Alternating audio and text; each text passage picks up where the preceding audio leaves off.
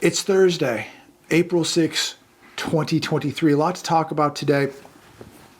Before we start, please make sure to give this video a thumbs up, share all my videos, and most of all, make sure you subscribe to this channel. If you want to support this channel, if you want to support the message, make sure you subscribe. But without further ado, I want to get right into it today. And I want to start with this first one. San Francisco horror. Witnesses ignored cries for help from dying Cash App creator Bob Lee. This is really a sad story, but also something that we can learn from and what we need to be paying attention to. I've said many times, get off the phone, stop staring at the phone. You must use situational awareness. You need to know where you're at all times. You need to be paying attention to your environment. And I don't know much about Bob Lee.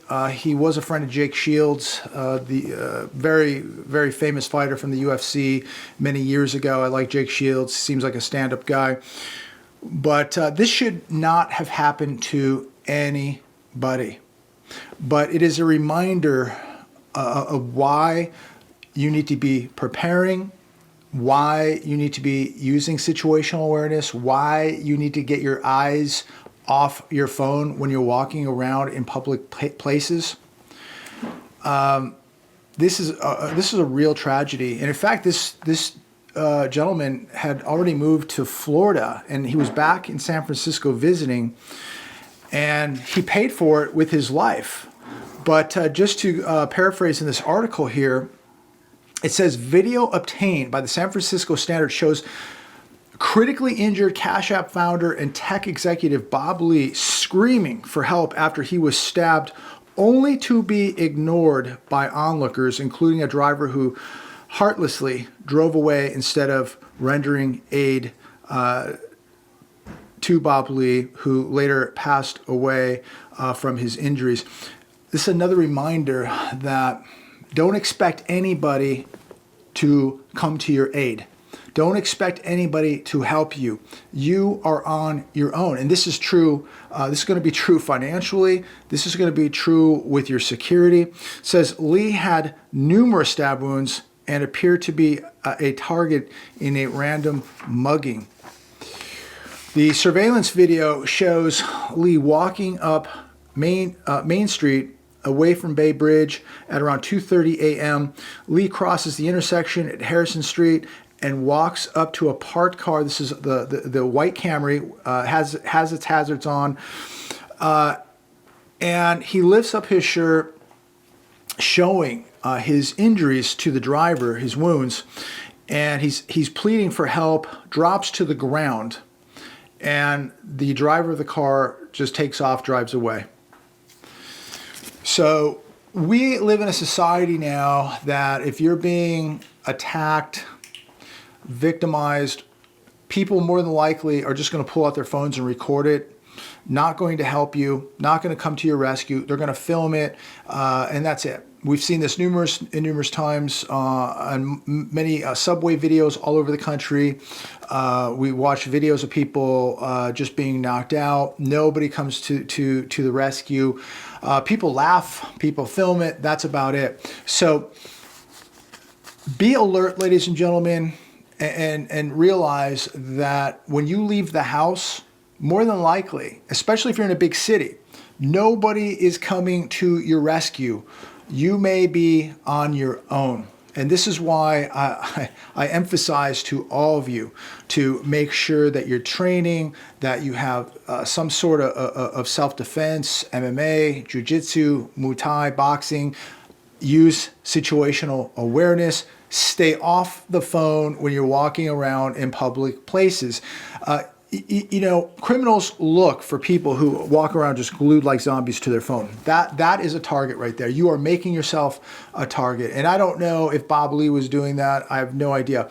But we do know that you cannot use situational awareness. You know nothing about your environment when your head is straight down staring at a phone, not paying attention to your surroundings. There's a lot of bad people out there, ladies and gentlemen. And gentleman, this poor man, paid with his life. And this is going to affect his family, friends, for the rest of their lives. There's no bringing him back. And so when you leave the house, when you're in a public place, pay attention, be alert, be awake, be looking at people, be looking at things that don't seem right. Look at exit strategies. Look, if you're in a restaurant, you know, look for the nearest exit. You see people coming in that don't look right, maybe you exit. If you're walking down the sidewalk and you see a problem, maybe you cross the street and just keep on going. Avoid confrontation, avoid putting yourself in a situation the best that you can, ladies and gentlemen. But make sure if you're cornered, if there's no way out, that you have the ability to fight out of this, whether you have the proper tools, the proper training, etc. Switching gears here. U.S. corporate bankruptcy filings spike in March.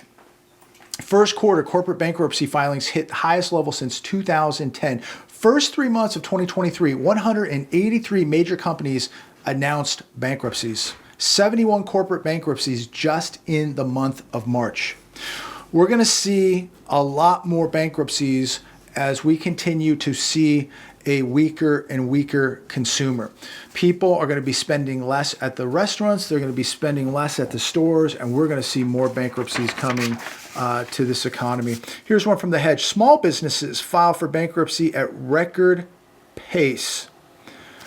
As of February 2023, the monthly bankruptcy filings exceeded 31,000, an 18% increase from the 25,564 bankruptcy filings reported in February of 2022. Chapter 11 bankruptcies, typically used by larger businesses, rose by 83% over the same period. With 373 total filings in February of this year. This is important because millions of people work for small businesses across this country. In fact, small business employs a majority of workers in this country, and we're seeing record bankruptcies. And what does this mean? It means that a lot of these companies are going to be gone, or a lot of these companies are going to make major cuts. GM buys out 5,000 American employees with massive cost-cutting scheme as part of move towards electric vehicles. I hope for their sake, these automakers, they are betting big on EV. I don't see it happening. What do you think? Is the EV market going to take over, or are people just not going to be able to give up gas vehicles?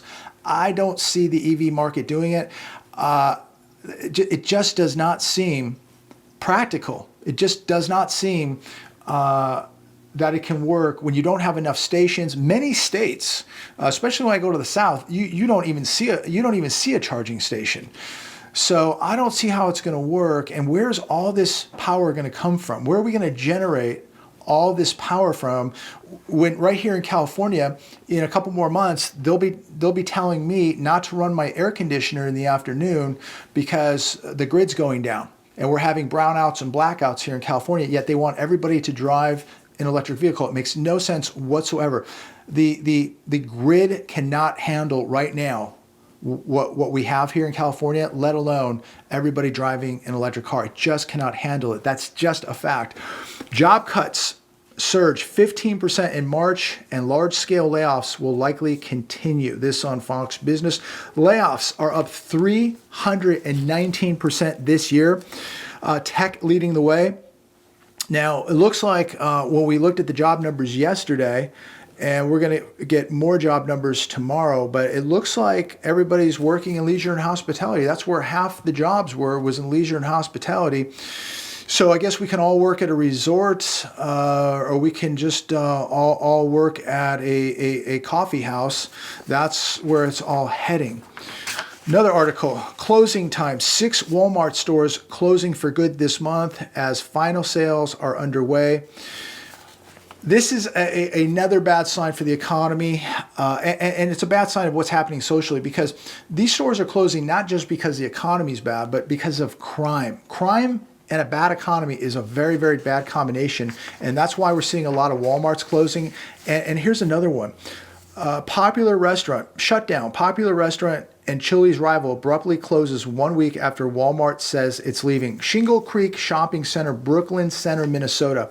The Applebee's is shutting down because of crime and because of a bad economy. And this, this is a problem for older people, they say, that go to this restaurant and have limited places to eat.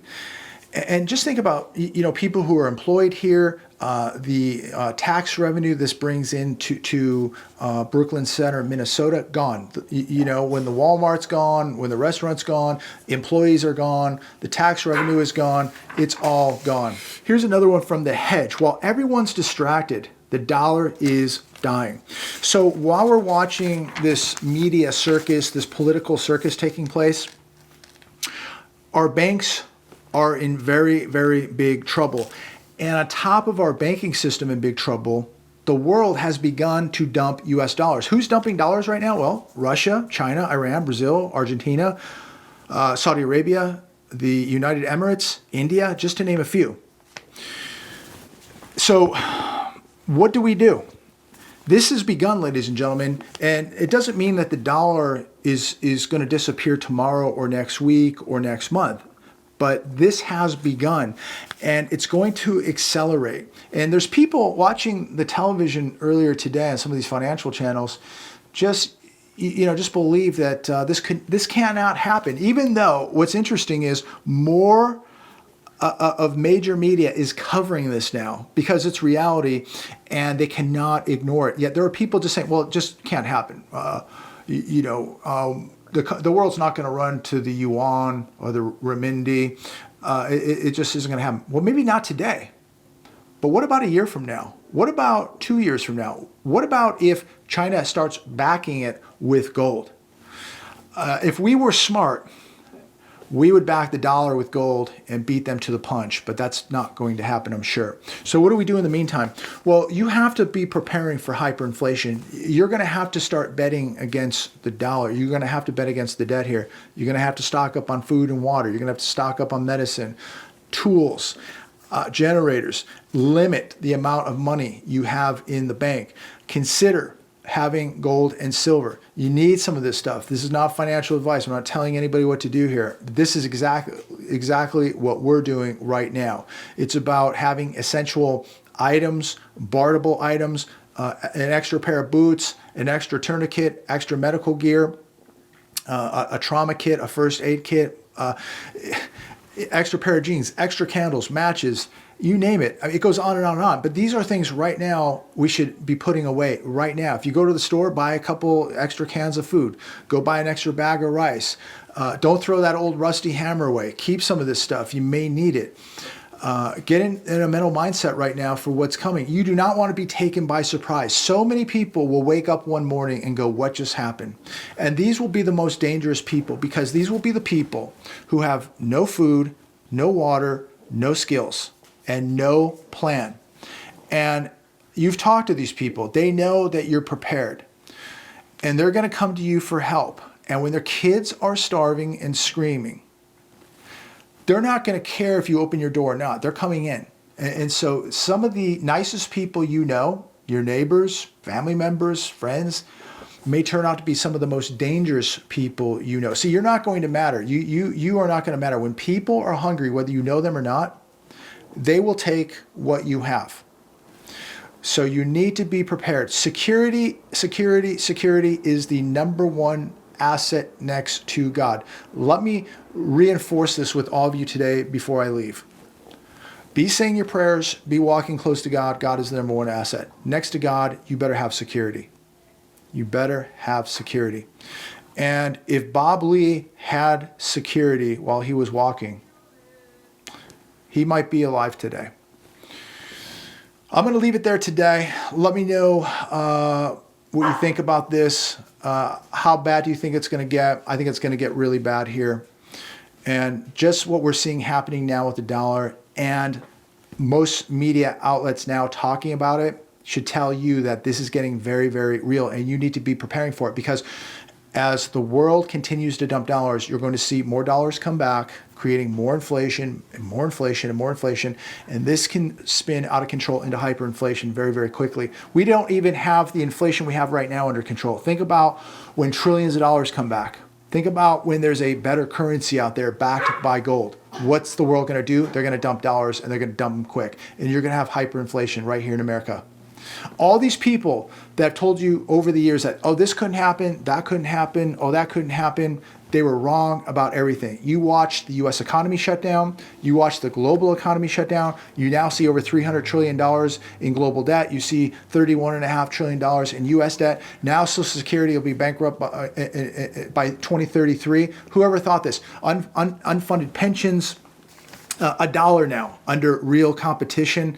People never thought any of this could happen, and now it is happening. We have a country now where nobody wants to go to work. A country that was known for the hardest workers on planet Earth. Now nobody wants to go to work.